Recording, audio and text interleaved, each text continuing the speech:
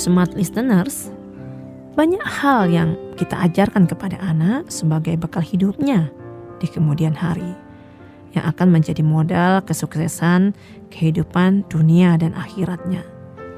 Tetapi ada satu hal yang kadang terlewati oleh orang tua, yaitu pendidikan seks dan otoritas tubuh anak. Sebagian masyarakat di Indonesia masih menganggap tabu untuk berbicara tentang pendidikan seks, terlebih dengan anak yang masih dianggap sangat kecil. Pengetahuan yang kurang mumpuni pun membuat orang tua bertambah grogi saat berbicara tentang topik yang dianggap sensitif ini. Padahal sesungguhnya fitrah seksualitas sangat perlu diasah bagi anak-anak kita, khususnya bagi anak kita yang berusia 3-6 tahun. Materi utama yang perlu dipahaminya adalah mengenali anatomi tubuhnya.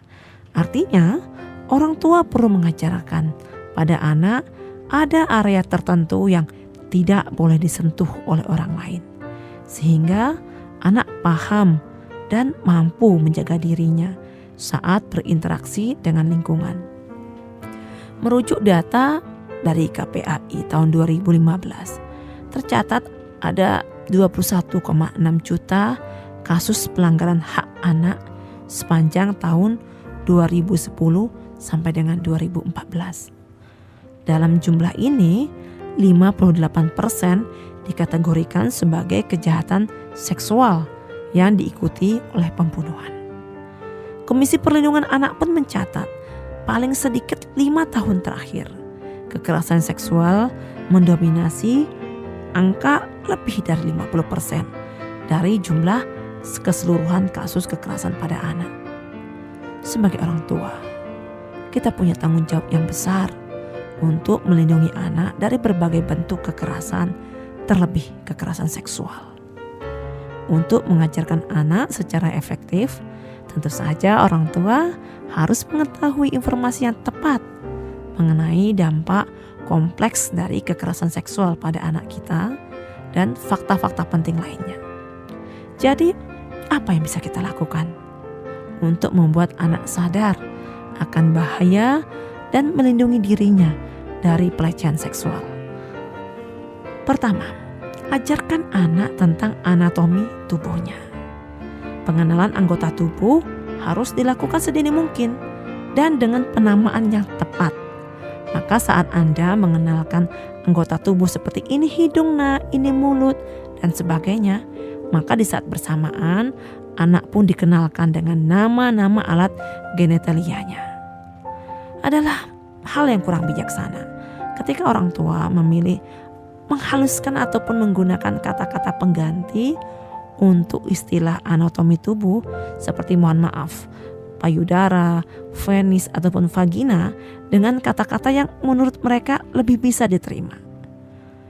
Dengan mengajarkan anak nama-nama yang tepat untuk setiap bagian tubuh mereka, maka ketika suatu saat mereka ingin menceritakan sesuatu apa yang terjadi pada diri mereka, maka mereka akan mampu menerangkan dengan lebih akurat.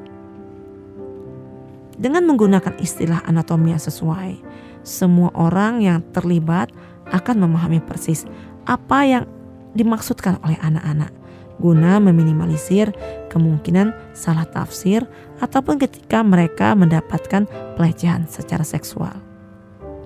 Kedua, ajarkan anak mengenai batasan. Prinsip utama yang harus diajarkan sejak dini adalah tubuh adalah milik pribadi dan sangat berharga. Ajarkan pula anak untuk menghormati tubuh orang lain. Setiap manusia termasuk anak memiliki hak untuk menentukan apa yang bisa dan akan mereka lakukan terhadap tubuhnya sendiri. Siapa yang boleh menyentuhnya dan bagaimana orang lain menyentuh tubuh mereka. Ajarkanlah anak bahwa ada area-area tertentu yang tidak boleh dilihat atau disentuh sama sekali oleh orang lain, kecuali terpaksa ketika anak perlu diperiksa oleh tenaga medis. Nah, dalam kondisi seperti ini jelaskanlah bahwa hal tersebut boleh dilakukan karena pemeriksaan ini berkaitan dengan kesehatannya, dan tentu saja temani anak selama pemeriksaan tersebut. Selain itu, kenalkanlah pada anak mana sentuhan yang baik dan mana yang tidak baik, serta sentuhan yang termasuk pelecehan seksual. Sentuhan yang baik adalah sentuhan yang bisa memberikan kenyamanan dan merasa dipedulikan. Sentuhan yang tidak baik adalah sentuhan yang menyakitkan, baik secara fisik maupun emosional. Nah, sentuhan pelecehan seksual adalah jenis-jenis sentuhan yang membuat anak takut, cemas, ataupun gelisah ketika di bagian-bagian tubuh privatnya ini yang biasanya tertutup oleh pakaian sehari-hari termasuk baju renang. Maka jelaskanlah kepada anak bahwa pelecehan seksual juga bisa terjadi jika mereka disentuh saat mereka menggunakan pakaian lengkap. Contohnya seseorang yang meraba celana ataupun rok mereka. Smart listeners, anak-anak tentu saja masih sangat rentan terhadap semua jenis kekerasan karena ketidakberdayaan mereka dan ketergantungan pada orang dewasa, serta kurangnya pengetahuan mereka tentang bahaya dan cara perlindungan diri. Pada kenyataannya, kita tak mampu 24 jam selalu di sisi mereka. Maka PR besar para orang tua adalah membekali anak berbagai keterampilan hidup, termasuk keterampilan melindungi dirinya dari pelecehan seksual.